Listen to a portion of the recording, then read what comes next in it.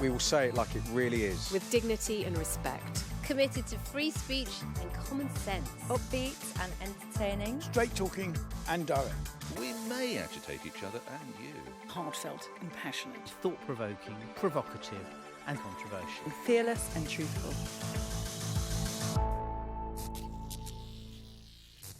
Hello and welcome to The Pledge. So we're well into summer party season. Warm Prosecco, cocktail sausages and, ooh, what's this?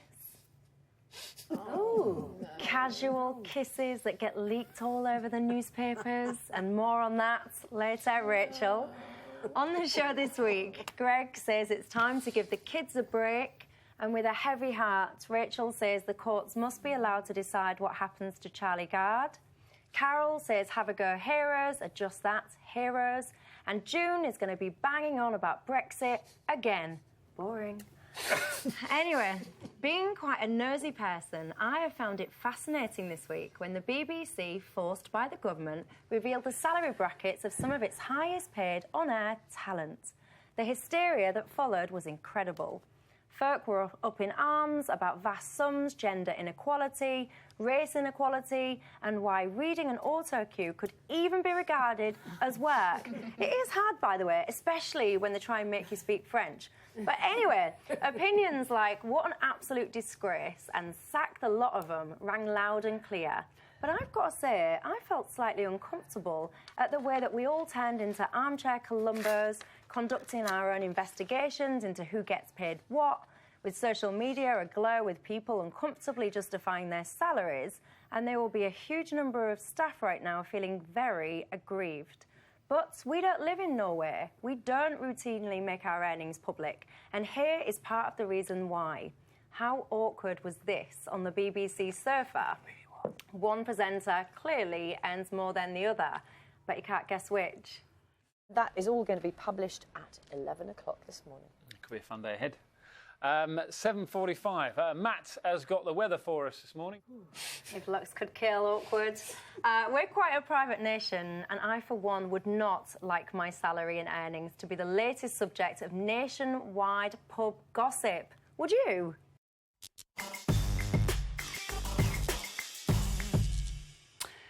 OK, Rachel, the reason I think these salaries should be published is that taxpayers are paying the wages of these people. The BBC gets £5 billion a year from the licence fee. And I want to know on what planet is Chris Evans, radio presenter, worth £2.2 million? Gary Lineker, worth £1.8 million. Claudia Winkleman gets 500 grand. And the next highest paid woman is Alex Jones, who gets between 400 and 450,000 pounds. Now, I think it's, yes, this is an issue about gender parity, but it's much more an issue about the obscene squandering of taxpayers' money. I mean, we talked before about Chris Evans, £2.2 million. He presents a radio show, for goodness sake, and he was part of the team that took one of the greatest car shows on television, made it a pretty mediocre car show. You know, there's Gary Lineker. He gets paid £1.8 million for sitting around talking about football. Now, this is a guy who's on social media pontificating about social injustice, and yet yesterday he's on Twitter, knowing that people in this country are earning low salaries, and he says, blame my agent, I blame my agent. And why does Chris Evans get paid more than me? Not understanding that that's actually a smack in the face for people who are on low salaries. And I just... If the BBC offered you a radio show for £2 million a year, would you say no? Well, that's not the point. That is not... It is. No, it isn't. No, this isn't the point. Would you squander our money, Carol? Isn't this a degree of hypocrisy? If you say you would take the $2 million, but they can't have it? No, I'm not... I didn't say I would take the $2 million. I didn't say... If the BBC came to you now and said, I'll give you £2 million to do a radio show, would you say... Well, the fact of the matter is they won't, and it's never going to happen. But if they came to me and said that, I'd say, yes, please. You're a working class girl. A top NHS consultant, Michelle, gets paid 130 grand a year, right? Gary Lineker, that's 10.5 grand a month. Gary Lineker gets 37 grand a week. I know. 150 grand a month. But it's not fair and it's not right. But then would you apply the same to footballers? Because, I mean, yes. What Gary Lineker gets is nothing compared to what footballers get. But the point is, taxpayers don't pay footballers. Well, taxpayers do let's pay the get wages some of your students. facts right, first of all. The BBC doesn't get $5 billion a year or anything. Well, like according to what I've read, well, you've got it wrong. Well, when I was running it, it was 3.5. Yes, exactly. Right? Well, I've read that now it's virtually had no increase in the last 5 years. So. I wouldn't have thought so. Secondly, it's not actually taxpayers' money. It's licence fees. It's licence payers' money. So that's taxpayers' but it's not. It's not a tax because it's not given by the government to the BBC. It's collected by the BBC, and now the government plays a part in agreeing what the rate should be, and it hasn't gone up for 5 years now. But it's not. Technically, it's not taxpayers' money. People who pay taxes pay the licence fee. If you have a TV, you have no choice. Yes, you do. You have to, because if you don't, it's a £1,000 fine or prison. But theoretically, it's not taxpayers' money. It doesn't come from the Treasury. It comes from people who pay taxes. Yes, it comes from it's publicly paid because they're the licence, but it doesn't come from the Treasury, which is an important part for the BBC because that's where your independence comes. If the BBC just thinks this is justified, why did they try so hard to hide these salaries? Well, they tried to defy a government order to publish them, and then when they said they had to, they tried to delay it. I love the discussions with you. If you actually look at what happened there was a guy called John Whittingdale, who was the Secretary of State, who tried to make a massive reform of the BBC. And actually, in his heart, wanted to get rid of most of it. He lost on every bit of it. He lost because Cameron, remember him, and Osborne, they overruled him. And they did a separate deal with the BBC. And the one concession they gave was that these would be published. So actually, the BBC got an 11-year charter, did pretty well, but they've got to publish these. Now, the BBC didn't want to publish them for all sorts of reasons. One, because it looks terrible, that's why. Yeah, but it'll come and go. It'll be gone in, a week. I don't think it will, actually. I think you're wrong. I think people are shocked. I don't think the public is shocked. I think much more likely. They're horrified. Well, I'm glad you represent them. But I read. Much more likely, you read people like you. No, I read Twitter for one. And people on Twitter are disgusted this way. Don't play it down. People on low salaries on Twitter are disgusted with everything. I mean, OK, so the truth is, by publishing these, there are clearly a lot of people who are going to go back to their agents today and saying, hang on, how come you got me this and said it was a good deal and you didn't get that? And the female-male balance is quite interesting. Missing the point totally. John Humphreys was asked to justify his 600-odd grand salary, and he said it's totally unjustifiable. He was the first person to say, I will take a pay cut, because he knows that Carol, can I just say, look, these are market rates, and if you look at... No, they are. So if you look at Ant and Dec, let's say, on ITV, Ant and Dec earn £10 million a year. And Chris Evans, in terms of ratings and figures, is without a doubt one of the most popular figures on the BBC. So actually, in comparison to ITV, he's actually earning a lot less. Now, let me finish. I am never going to begrudge a TV presenter earning a good salary. Hey, I'm jealous. I'm not begrudging. What I'm saying is, I think once you work for the BBC, then, to me, you are, in effect, a public servant. So those salaries should be published. But they are worth what they're being paid. The issue here is the inequality in terms of gender and BME. I think that's the issue. I think it is an issue, but I don't think it's the main issue. I think that the BBC does look, it's in an embarrassing position, and I think that people like James Purnell and John Whittingdale have actually had quite a hard time struggling to define what audience value means in order to justify some of these very, very, very high salaries to stars. But everybody's got their point, and there is a lot of jealousy here, isn't there? And wait, Carol, hold your horses for a second. Greg is right. Everyone's going that couple on the breakfast sofa. They're going to be saying, the fact that we now have transparency and we know what everyone else, what the top 100 are being paid at any rate, means that people can negotiate. And let's get the guy who negotiated Chris Evans' deal to negotiate Brexit, because if he can get $2 million for Chris Evans, he's the one we want. Just on jealousy, we've got to. Does everybody know that Michelle clearly is pimping herself out in the market because she tweeted yesterday she said, "Hi, BBC, can I have a job, please? I know a bit about news, can read autocue, I'm occasionally funny, and I'll literally do it for half a lineker." Yeah, I would. Half a lineker is a lot of money. But unfortunately... Hold on, we've got to finish what happened in this thread.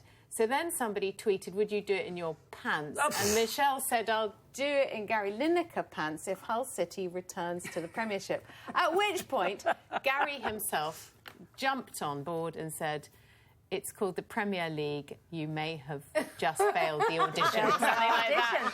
I mean, what you've got to think, someone like Lineker is the preeminent sports presenter in this country. Everybody wanted him. Everybody would like him. The BBC have managed to keep him. The public love him. By paying him, I suspect, less than he could have got elsewhere. I was around when the whole thing came... It just makes me so cross. You know, if he can get more elsewhere, why doesn't he go? I don't believe people would pay him more than that. I think... But you're living in it. You don't understand his salaries. Why doesn't he go? Because he likes doing the job he's got at the BBC. Can I ask you a question, Greg, please, because it fascinates me, because I think that the BBC has got a great role in terms of impartial news, in terms of education.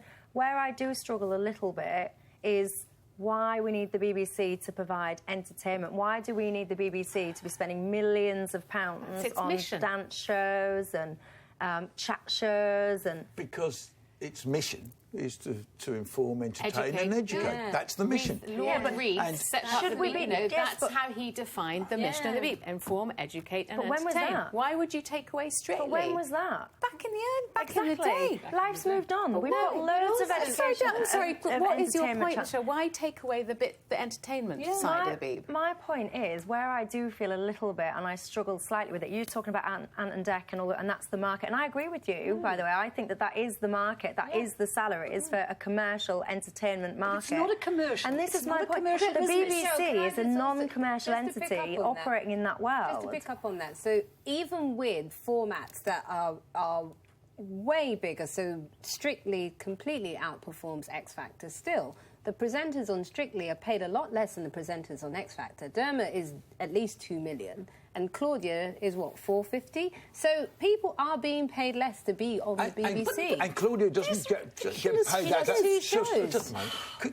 She doesn't only get that for Strictly. Yeah. She does 3 other shows. 3 other shows, precisely. Greg, can we talk, actually, before we move on, about the ageism and the sexism that this pay data did seem to expose in the BBC. And the lack of BME as well. There were only 2 BME candidates on that list. 3 women over 50 on that list. Kirsty Walk and I can't remember who the rest of them are. Vanessa Phelps. Some of them didn't make the list. And then a lot of them didn't make the list. People of colour on that list even as well. the Prime Minister has said that the BBC's not paying women what it pays men for doing the same job. And so it wants to pay the women the same. I mean, really, in the end, every one of those will be a separate negotiation by their agent.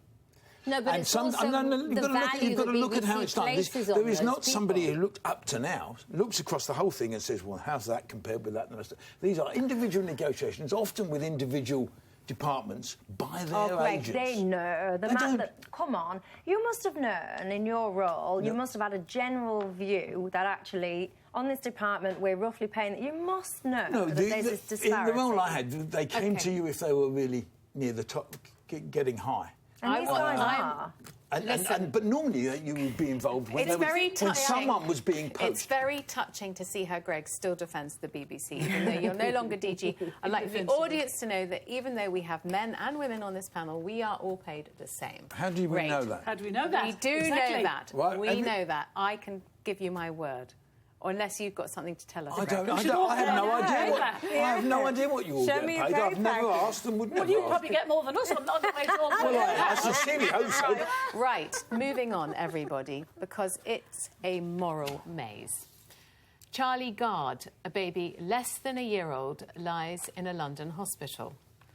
He has an exceptionally rare genetic condition, which means he has severe brain damage. He's deaf and he cannot move his limbs. Charlie's doctors at Great Ormond Street Hospital believe that Charlie has no quality of life and no real prospect of any quality of life, and that his current treatment should be withdrawn. Yet the devoted and desperate parents of this terminally ill baby disagree, and they have received support from hundreds of thousands of people all over the world, including the Pope and the US President. They say where there is life, there is always hope, and the hospital should allow Charlie to receive an experimental treatment if there is even the slenderest chance that he could benefit. As we await their verdict, it's clear to me who should decide this terribly difficult issue.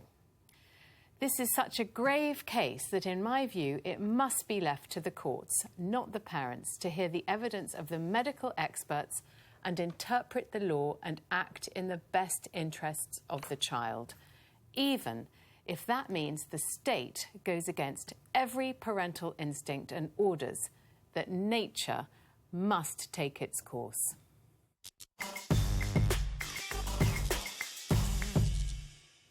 See, with this issue, Rachel, I don't even understand why there's a case. To me, the parents have raised the money themselves. They are not asking for the NHS to fund this.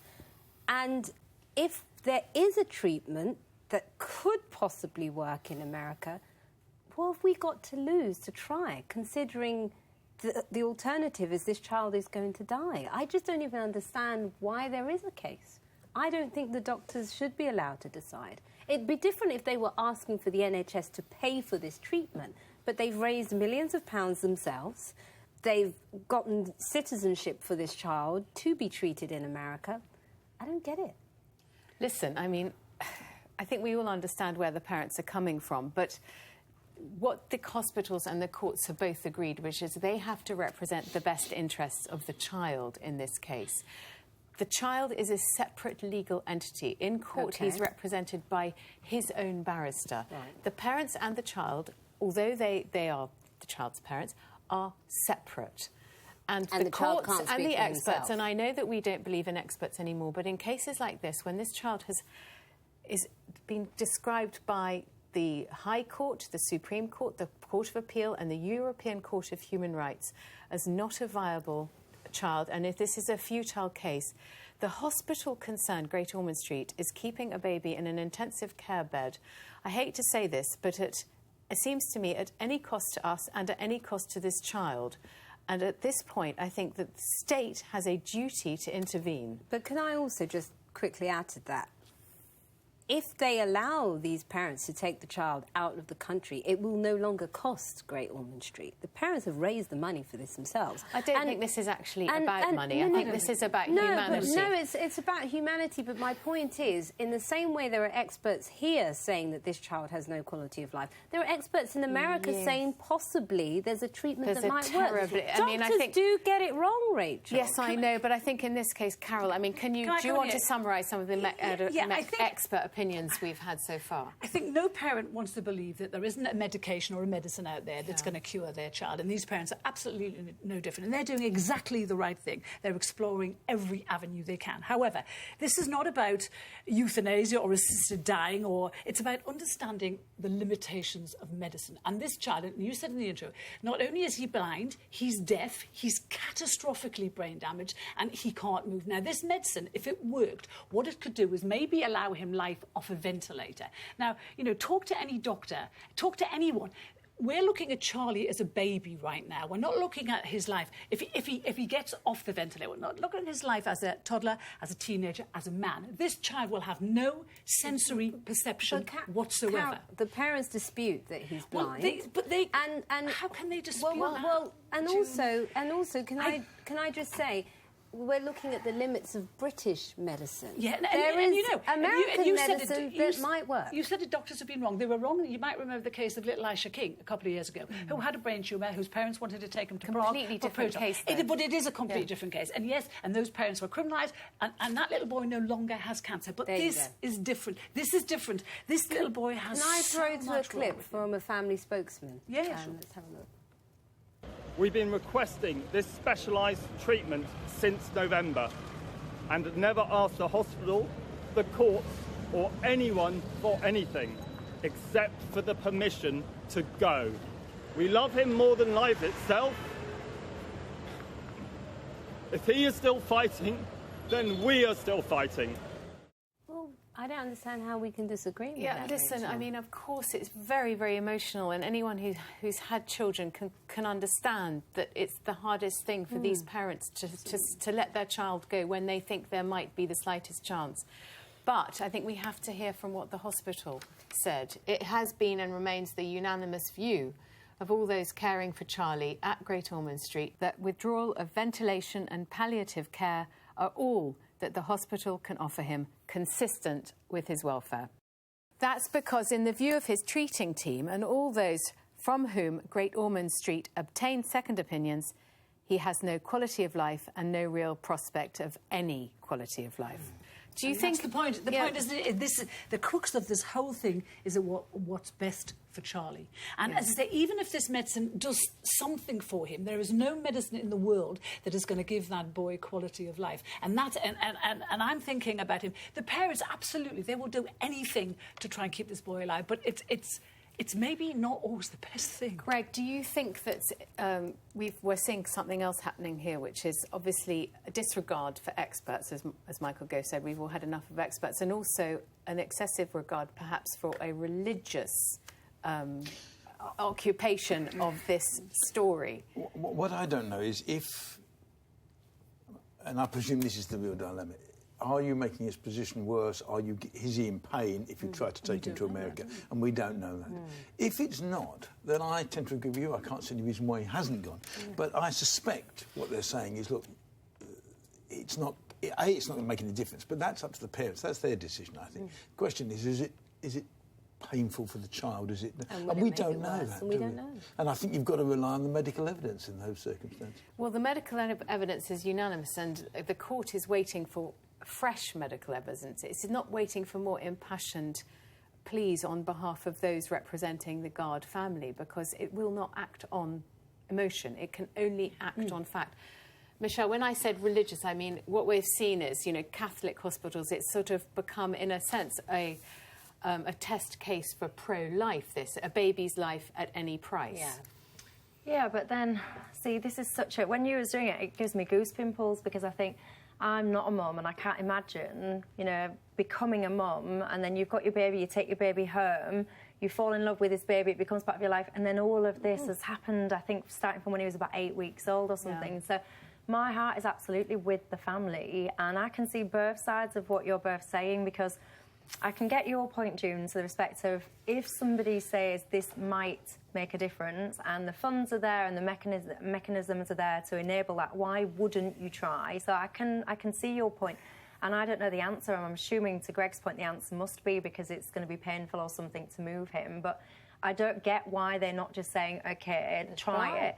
But then I think, to your point, Rachel, I think emotions are so high, and understandably so. They're so high in this case that a court doesn't have those emotional pressures, so they can actually digest information that we're not privy to absolutely everything that's gone on in those courts, nor are we medical experts, so we don't know really the full ins and outs of what's going on. So to some degree we have to trust those courts, that they've sat and taken the emotion and listened rationally to what's happened and concluded what they've concluded. And all I want is just, for the child to be pain-free. And I am, even the US medication, even the doctor has said he hasn't treated anyone using this medicine with the collection of issues and challenges that Charlie's got. Also, can I just add to that, in terms of the medical evidence being unanimous? It's not, because they're waiting for this fresh evidence. So if this fresh evidence comes with something else, which it might... But isn't Carol's point is the right one also, though, which is why I feel terribly split on the whole thing, because Carol's point, which is... even with that medical treatment, say it was successful, what sort of life is this child going to have? The blindness isn't going to be reversed, the deafness won't be reversed. Yes, Charlie might be able to move a bit, but, his life, even if this works a bit, is confined to a life of lying in a chair or on a bed, being washed, being fed. What kind of quality of life is that? And I think doctors get very... I spoke to a doctor about this, and he says we get very upset that medicine keeps people alive that maybe shouldn't be, because for those people there is no quality. OK, well, it's quite hard to move on from that, but I've got to do it. Every year, teachers complain en masse that children's education is being limited by successive governments' obsessions with exam results. Up to now, their complaints have largely been ignored, but they suddenly have an unlikely new champion in Amanda Spielman, the new Chief Inspector of Schools and head of Ofsted, the education regulator. Now, Mrs. Spielman, who was a controversial choice for the role because she's never been a teacher, is hardly a raving lefty. She had a career in the City of London before heading a chain of academies for the organisation ARC. But in her first interview since taking on the role, she is pretty damning. She says the real substance of education is getting lost in our schools. She complains that more and more time in many schools is spent just training kids to pass exams, and that this teaching to the test mentality has even spread to primary schools. According to Ms. Spielman, this means that the more creative subjects, like art, music, humanities and drama, are being ignored, which is ironic given that Britain is particularly successful in the creative industries. Maybe, just maybe, someone is finally listening to the teachers.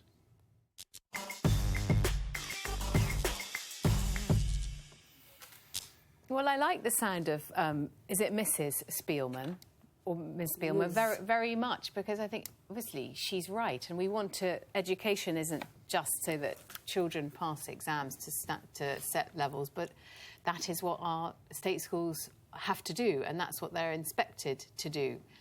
And when students get to A-level, they have to, you know, have their A's and their A stars in order to get into the universities that have made them these offers. So unless you change the entire system where it's not a results-based education system, we are going to get a sort of sausage factory process of education. And I was lucky enough to go to school where, you may not agree, where we had, you know, plays in ancient Greek, and we had early morning drills at 7 o'clock, and we had British Bulldog at break, and we had, you know, we had scripture plays as well. And so, you know, we had an incredible range of activities, as well as lots of beating and starvation as well, which, of course, is part of the British educational system in the private sector. So, you know, you can't have it all, sadly. I wish we could. No, what is interesting about her is, I mean, she's quite something she says. She says, yes, education does have to prepare young people to succeed in life, which we all agree, and that does involve exams, and make their contribution, as she says, in the labour market.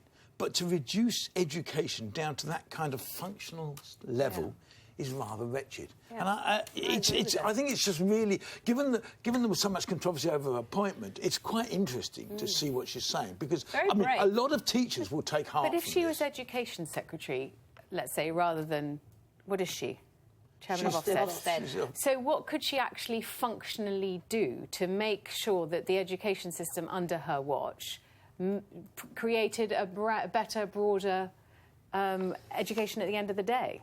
Well, I mean, we've gone to a table mentality, haven't we? You've all got to get into, you've all got to get high up the table. So schools, I mean, as she says, you know, you suddenly find schools are doing GCSE stuff a year earlier to keep, so that they learn over 3 years, so they get more chance of passing. So boring for children. That's it. Can I just come in here? Yeah. Obviously, you probably know I'm going to disagree with you, and I'll disagree with Ms. Spielman. Nothing new there. Because, you know, there's been much criticism in this report of the tougher GCSE exams this year. You know, in my view, maybe they need to be tougher, because Britain now languishes at number 19, the OECD global scale of literacy and numeracy. We're 19 on literacy, and we're 21 on numeracy. We're 2 from the bottom on numeracy. So whatever they're preparing them for in these exams, it's not actually teaching them to read and write properly.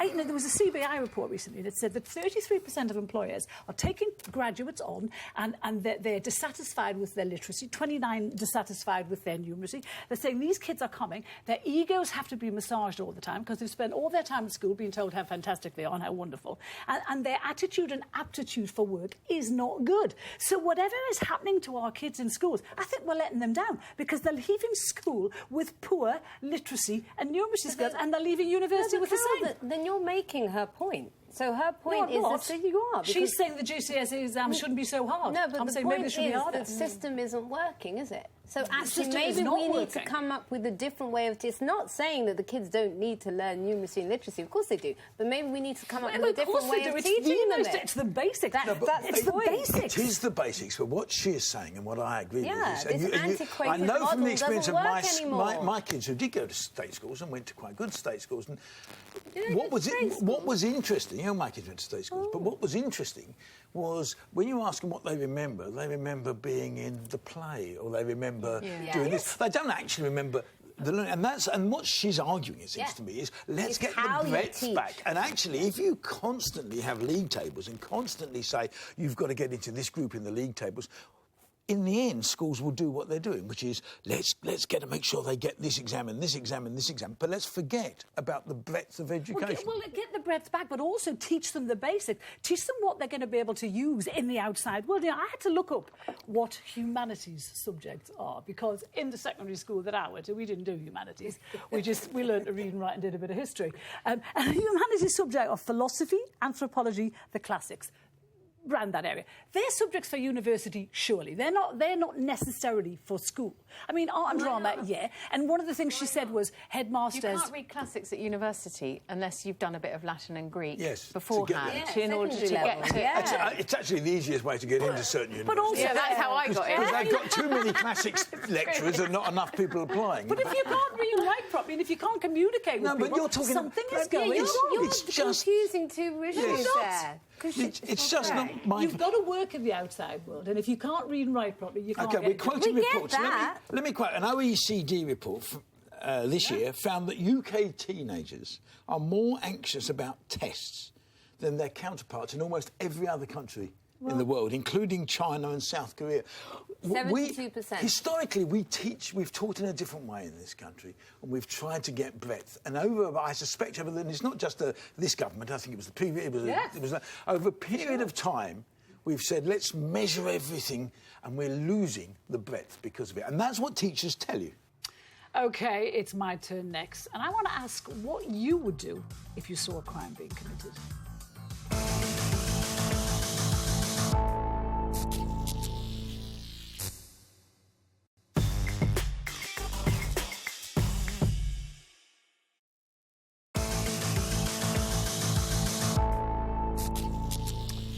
OK, today I want to talk about heroes. Those brave men and women who risk their lives to stop criminals killing, robbing or hurting others.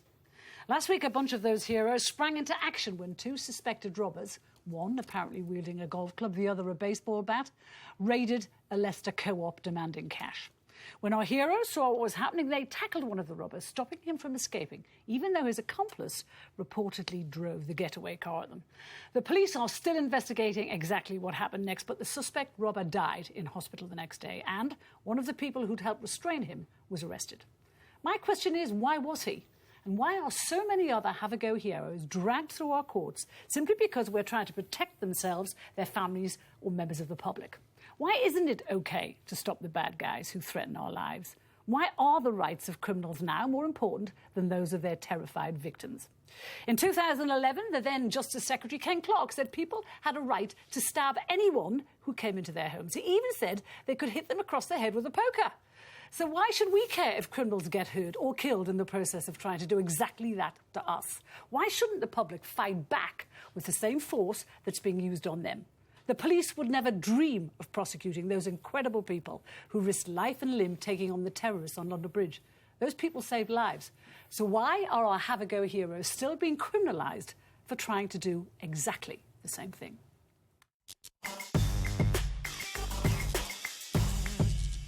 Well, I'm going to surprise you, Carol, by basically saying I agree with you in part. Really? Whoa. Yes, that I do actually think it's an instinct in all of us. Say it again. Say it again, because I'll never hear it again. No, you won't hear it again, but I agree with you in part. I said in part. In part, because it is an instinct. I mean, I'm one of these people who's got a baseball bat under the bed. Me too. Just in case someone... I mean, what I do, God only knows. But, I mean, and I somehow think that, yes... people have to react to people who are criminals. And the people who are doing things that are wrong, we should try to do something about that.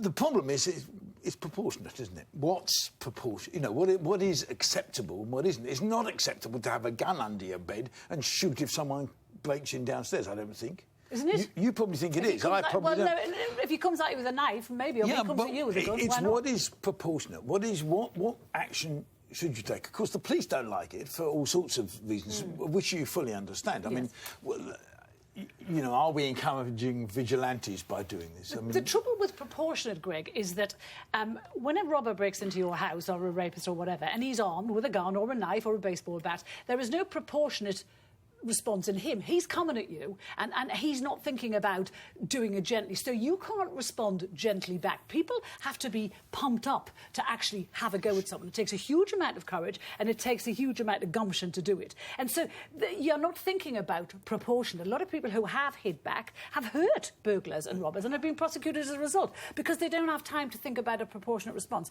And I just think, you know, the perception out there for the public now is that, you know, the minute something like this happens, the police straight away go for the people who've tried to stop it. You say they arrest. They have no... Arrest isn't charging. Yeah. Arrest is a different thing. And but even arresting someone who breaks... a householder. Someone breaks into his home, they threaten his wife, his family, his kids, and he's terrified that something's going to happen. And he's the one who gets arrested and taken for questioning to prison. Some of these guys are held for 24 hours. Even that's excessive. They shouldn't be held for 24 hours. When I was much younger and much fitter, I once chased somebody. Oh, wow. who a woman screamed... No, it's not a good end. A woman screamed that he dropped my bag, and I saw this guy running off with but I didn't see him with the bag. I saw him running off, so I chased him. And I was quite fast as a young man, so I got quite close to him. And as I got quite close to him, I said, "Stop, thief!" And he turned around and he said, "Look, you silly, I'm chasing him too." And I was and of course it was the guy, but I was so blown by this. He was black, so I thought, oh God, I've fallen for those terrible stereotypes, all those terrible things. Was he the so robber? I stopped and he disappeared. But it's good that you had a go, and I think we can't become the kind of society that's a walk-on-by society. Can I just say a couple of things? I completely disagree with you. I mean, when you said in your intro, why should we care? Well, part of the reason we should care is because innocent people get hurt. So in the case of Trayvon Martin, Robert Zimmerman thought that he was apprehending a criminal, and look what happened there. An innocent young boy lost his life for no reason at all. And I think if we remember back, remember when the Guardian Angels launched here? That was a disaster. In the same way it was a disaster in America. We should not be encouraging vigilantes. We're not That's what law enforcement is for. We're talking about people fighting back and having a go when they see man, woman, child, elderly person being hurt. Of course, people should fight back. But I think that one has to also think a bit about self-defence, because yesterday I went to the meeting at the Royal Borough of Kensington and Chelsea for Grenfell Tower. Oh, did you go? I did, and there was a woman security guard who was manning a barricade, and there was a couple of men who were, you know, rattling the barricade, shouting in her face, and I sort of said to him, you know, this doesn't help, you know, you've got to calm down. At which point he shouts at me. So, you know, you put yourself at risk as soon as you make it. Anyway, one time we were all asleep, it was the middle of the night, and we heard somebody break into the house downstairs. My husband was lying in bed, naked. He jumped out of bed. He ran downstairs. As he ran downstairs, the front door was flapping open. He saw somebody drive off in his own car. So, because he left his keys by the front door. My husband ran into the street. Naked, ran up his own street, chasing after his own car, and then a few minutes later came back and said, oh, well, I couldn't really do very much in the circumstances. Listen, let's hear what Sir Bernard Hogan-Howe, the ex-Met Police Commissioner, says about this. He says, my encouragement would always be for people, first of all, to try and get help on the phone. Secondly, if they can get some help, somebody to go and get involved with them. Thirdly, if you can make some noise, you know, put that person on the back foot. He said, and if you can actually get stuck in, then give it a go. Because you could be that person waiting for help, and you'd hope somebody in the crowd is going to step forward, and that's exactly right. But I kind of agree with you, Greg, because for me, if you ask me emotionally, what do I think? I think that a person either respects the law or they don't. So if they're going to come wandering into your house, then they're charging. Yeah, so then they are suggesting they don't respect the law. Yes. So therefore, anything could go in that situation if they've chosen not to respect the law.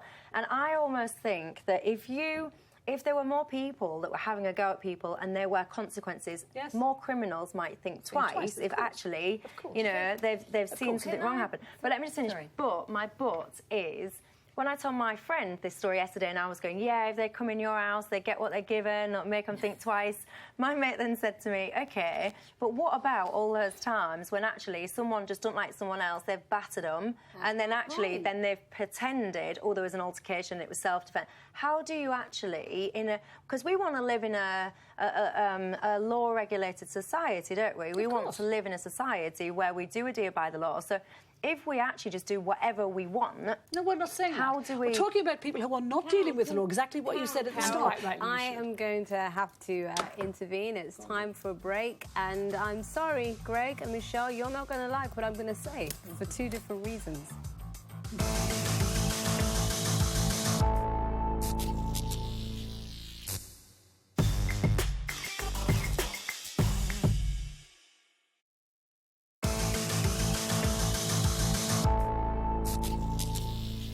At a time of crisis, you turn to experience, and we are in a time of crisis. We have a weak and unstable government determined to drag this country out of the EU. But they are woefully unprepared. I mean, David Davis, chief Brexit negotiator, turned up to the talks without any notes. But there's one man who really knows what he's talking about when it comes to Britain and Europe. And that's Tony Blair. Whatever you think of him, he undeniably has lots of experience, Carol Malone. I'm going. And he's worried about the direction we're taking. Here's a clip of what he had to say on Sophie Ridge on Sunday. I think it's possible now that Brexit doesn't happen. I think it's absolutely necessary that it doesn't happen, because I think every day is bringing us fresh evidence that it's doing us damage. As you all know, I am a Remainer, and I really hope there's some way Brexit can be reversed. But if it can't, Theresa May should get Tony Blair on board to help deliver her a smart Brexit. Now is not the time for partisan divisions. It's about what's best for Britain. And dare I say it, it may be time to bring back Blair.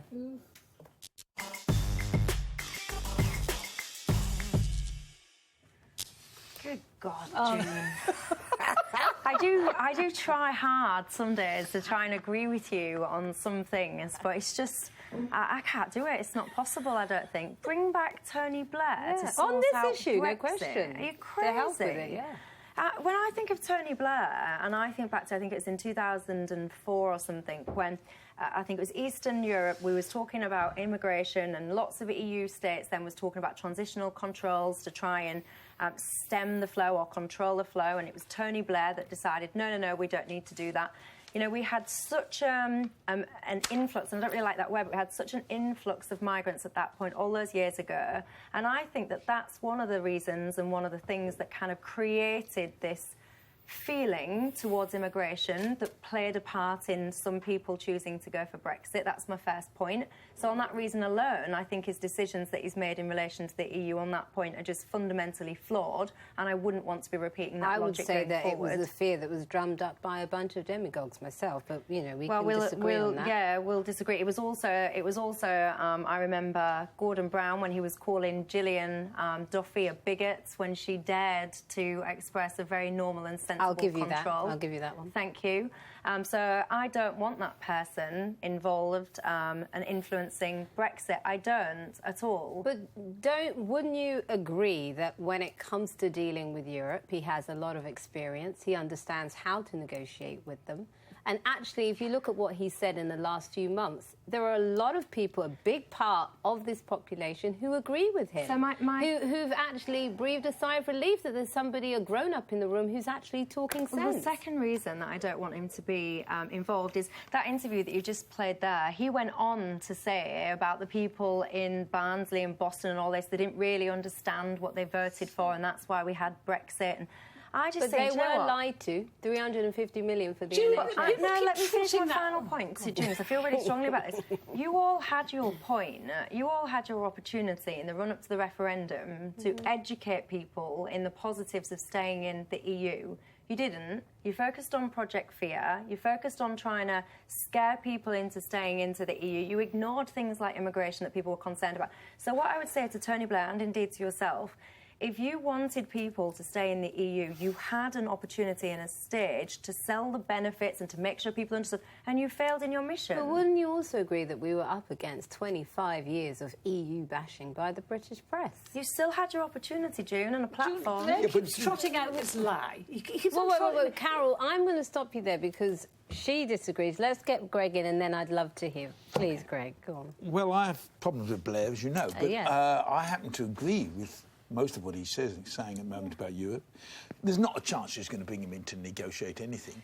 What I was interested in what he said this time was that he believes, now, has he really talked to them or not? We don't know. But he believes that a number of leaders across Europe who will be willing to make changes, particularly to the freedom of movement to keep us in. Macron, definitely. And I think that is a route we could go if only we could work out how to get there. But this is a lie, Greg. This is a lie. He's trotting out this lie that people in Europe are changing their minds about immigration. But you don't know No, that. it's not. No, I'm afraid it's not me saying it. Michael Barnier said last week, absolutely. Michael Barnier is one person. Well, hang on a sec. He said the four cornerstones of the EU, freedom of movement of goods, of services, of people, of capital. Let me finish my point. Yeah. He said they were indivisible, that they would not change. So if Blair's so sure about these people he's been talking to, let us know who they are. The other lie he's trotting out is that people are changing their minds on Brexit and immigration. No, they're not. Blair's own poll by his own think tank last week said clearly 75% of people said immigration... No, let me finish. Immigration was way too high. 56% said Brexit must mean Brexit, and a majority wanted a hard Brexit over a soft Brexit. Now, No, they didn't. That's not true. That's not what the figures said. Greg, yes, a majority said. 3% Rachel, that is exactly what the figures said. What do you think? Well, I think everyone knows what I feel about Remain, and I'm with you on it. But I think that we have to accept that, in a sense, what you've said is fantasy Brexit. It's bring back Blair and stop Brexit, and that just is not going to happen. What I've said is if Brexit is going to happen Blair for sure, has then said that I think he should be part of the negotiation. Has it occurred to you that he's got a vested interest? Carol, hold on. Well, let Rachel Can we finish. just talk about Michel Barnier and freedom of movement and the four pillars which are indivisible? At the outset of the treaties, the freedom of movement was actually called freedom of workers. So what you had was people with jobs moving from EU nation to EU nation, which I think people across the piece would be much happier with than unchecked immigration between the 28 EU nations. Which is better for everybody. Given that Germany had an open border policy which admitted 800,000 people or 1 million people into the EU over the last few years. But on the matter of Brexit, I have had to cross the pain barrier. 85% of the country voted for the two main parties who have committed to leaving. I have to accept that we are leaving, whatever Blair says at this point. And today, the EU said that there was no turning back. Article 50 has been triggered. It's maybe a negotiation tactic, we don't know, but EU has said it's irreversible. Well, and, you're saying that Blair is talking about bad news every day. No, hang on, what is the bad news that's happening every day? Well, the bad news is that our currency is down by 12%. We have the highest employment in 40 years. Our currency is down by 12%. Yes, and you know why that is? Because that's markets. No, can we actually not have this one? Okay. Markets react to people like Tony. You're pushing us beyond the point. But let me just come back to your come back to your figures. Your figures were wrong. Actually, my figures were not wrong. No, yes, they were. If you added up those figures, 60% said they either wanted a second referendum or they wanted... No, 20% said they wanted... Well, I've got them in front of me. Well, at one stage, shut up and listen to someone else. No, why don't you? You're quoting... Because I hear you have this... Forget it. I'm going to interrupt. Can we have a clip of Blair, his second interview with Sophie? Let's have a look at that. I think it happens if there is a strong movement for change out in the country that starts to impact on MPs, and how that happens, second referendum, votes in Parliament and so on. I think that, in a sense, you get to that later. The question is, can you get a clear sense from the people in the country that the will that they expressed last June is shifting? And the point is, if whatever the deal is, once they return with the deal, I think that should be brought back to the people for us to decide on it. Okay, there's the figures. There is the deal. And I would really appreciate it if you didn't tell me to shut up. There are the figures. 21% second referendum. And add it to the one above it, and you get to 60%, which is what I was trying to say before you kept interrupting. Yes, well, sorry, it's a debate. How would that work? So what you're suggesting is that we negotiate something and then we bring it to the table for a referendum. Or to Parliament, whatever. To do what? To say we'll have it or we'll leave it? But if it's a bad deal that is literally, that sees us jumping off a cliff, I think we need to give people a second option. That's what I'm saying. And the second option would be... Well, maybe we don't take the deal. Well, stay in if we can. But I mean, if the EU means what it says, we can't. Well, I want to show one quick clip because I think if David Cameron had been able to do this, we may not be in this situation. Why should British taxpayers pay for new sewers in Budapest, for a new underground system in Warsaw, when our own public services are crumbling in London? You sit with our country's flag. You do not represent our country's interests. This is the year 2005, not 1945. We're not fighting each other anymore. These are our partners, they're our colleagues, and our future lies in Europe. Bring back 2005, that's what I say. Anyway. And we might say to Farage that we spend 1.2% of our entire expenditure on the EU. But it's time for this week's Straight Talker. Who's been taking no prisoners and really saying it like it is? Well, Michelle, you've already decided to show everyone an entirely innocent picture of me and the Brexit secretary. So we might as well stick with the theme. In an astonishing Twitter tirade this week, the campaign director of Vote Leave, Dominic Cummings, often called the brains behind Brexit, had this to say about David Davis. DD is manufactured exactly to specification as the perfect stooge for Hayward, Mr Hayward being the civil servant for negotiating Brexit. Thick as mince, lazy as a toad and vain as Narcissus. Now, coming from a man David Cameron once called a career psychopath, that's quite something. So for that, Mr Cummings, you are this week's Straight Talker. And I'm guessing, given your little smooch with David Davis, you wouldn't agree. Do you find him attractive? David Davis? Yeah. Oh, looks as if I do. Yes, but it does. Honestly, as I was probably the reluctant... I don't look like a reluctant participant. I'm not going to say anything else. Well, I can't. He was coming at you. Well, clearly he doesn't mind hugging you. Look what he said about Diane Abbott. So, you know, he didn't mind, did he, old David? Poor Diane. So that's it for this week, thank goodness. I'm not on next week, so see you all in Series 5.